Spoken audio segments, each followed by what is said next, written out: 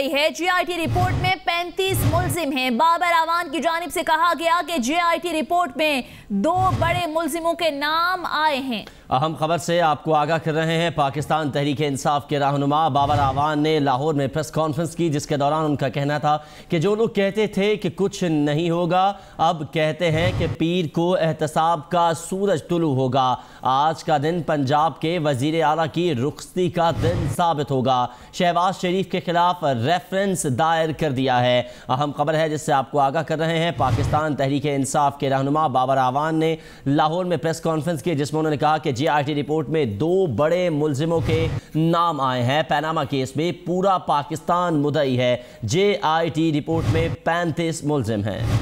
آپ کو بتاتے چلیں کہ پی ٹی آئی رہنما کی جانب سے اب سے کچھ دیر پہلے پریس کانفرنس کی گئی اور ان کی جانب سے یہ کہا گیا کہ آج کا دن پنجاب کے وزیر اعلیٰ کی رخصتی کا دن ثابت ہوگا۔ ساتھ ہی ساتھ انہوں نے یہ بھی کہا کہ جو لوگ کہتے تھے کچھ نہیں ہوگا، اب کہتے ہیں کہ پیر کو احتساب کا سورج طلوع ہوگا۔ آپ کو بتائیں کہ ان کی جانب سے یہ کہا گیا ہے کہ شہباز شریف کے خلاف ریفرنس دائر کر دیا ہے۔ پیناما کیس میں پورا پاکستان مدعی ہے۔ جے آئی ٹی رپورٹ میں 35 ملزم ہیں۔ بابر اعوان نے کہا کہ جے آئی ٹی رپورٹ میں 2 بڑے ملزموں کے نام آئے ہیں۔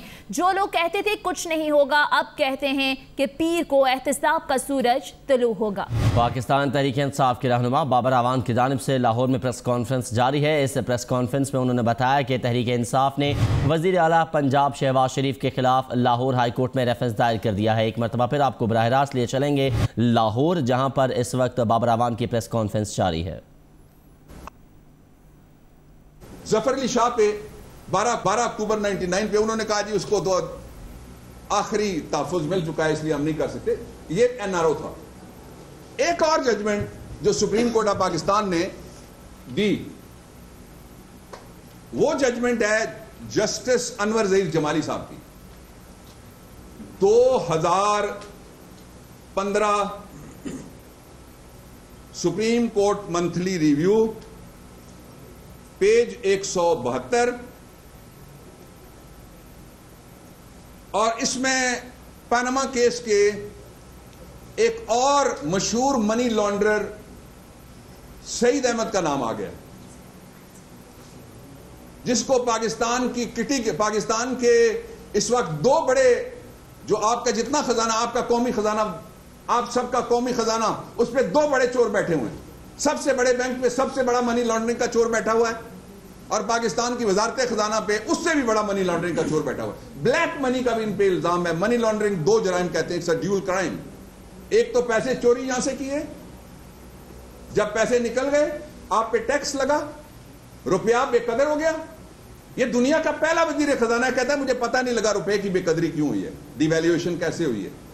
اور دوسرا جرم یہ ہے کہ گندے پیسے کو اپنا پیسہ بنا کے وہاں سے واپس، کبھی ایک بیٹا 34 کروڑ روپیہ تحفہ بھیجتا ہے، کبھی دوسرا بیٹا دبئی کے ٹاوروں سے کروڑوں روپے کے تحفے بھیجتا ہے۔ تو یہ جو فیصلہ ہے، اس فیصلے کے بعد، یہ رپورٹڈ فیصلہ ہے، اس پہ اس دور کے سیاسی جج نے اس کو لگنے نہیں دیا، بڑا عرصہ تھا۔ یہ ریفرنس ہے جو نیب کا، وہ بھی الائیو ہوا اس فیصلے کی روشنی میں، وہ reference number 8 of 2002 reference number 8 of احتساب۔ جب یہ کیس آتا ہے یہاں پہ، تو جناب یہاں پہ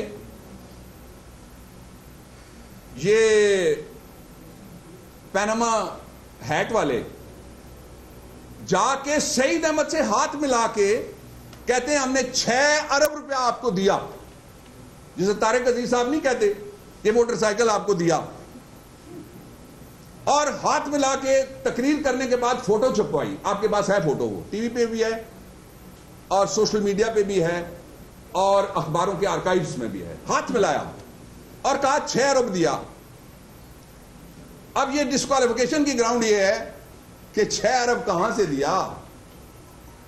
6 ارب تو نہ آپ کی ڈکلیئرڈ آمدنی میں سے نکلا، نہ آپ کے بینک اکاؤنٹس میں سے نکلا، تھا ہی نہیں، نواز شریف صاحب کے اکاؤنٹ سے نہیں نکلا۔ جو 2 مرحوم ہیں ان کا ذکر کرنے کی ضرورت نہیں ہے۔ خواتین، آپ سارے کہتے ہیں کہ والدہ محترمہ کے پاس رہتے ہیں، میں بھی والدہ محترمہ کے پاس رہتا ہوں، ان کا بھی کوئی ذکر نہیں ہے۔ لیکن बेटी जो है आप कहते हैं वो आपके पास रहती हैं, उनका भी जिक्र नहीं है। पाकिस्तान तहरीक इंसाफ के रहनुमा बाबर अवान लाहौर में प्रेस कॉन्फ्रेंस कर रहे हैं, जिसमें उन्होंने कहा कि कौमी खजाने पर इस वक्त 2 बड़े चोर बैठे हैं। मुल्क के सबसे बड़े बैंक पर सबसे बड़ा चोर बैठा है और ये दुनिया का पहला वजीर खजाना है जिसे ये तक नहीं पता कि रुपए की बेकदरी क्यों हुई। बेटों से 35-35 करोड़ रुपए भेजे जाते हैं तोहफे की मद में। उन्होंने बताया कि पनामा केस में पूरा पाकिस्तान मुद्दई है।